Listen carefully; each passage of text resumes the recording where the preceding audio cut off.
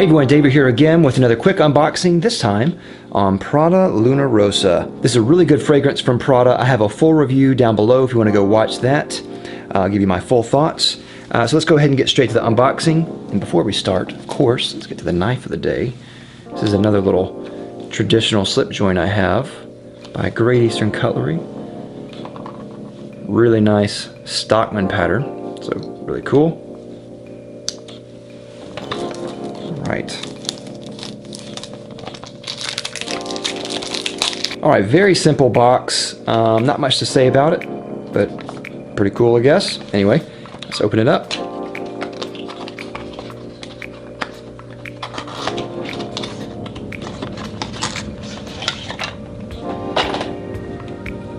And here we go. Really interesting bottle.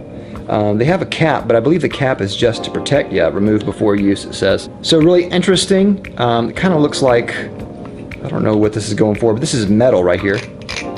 Or it feels like it's metal anyway. Very thin metal, probably aluminum. Really, really nice. I like this presentation. This is a very good fragrance. So that is all I have. Thanks for watching again. I'll see you next time. Bye.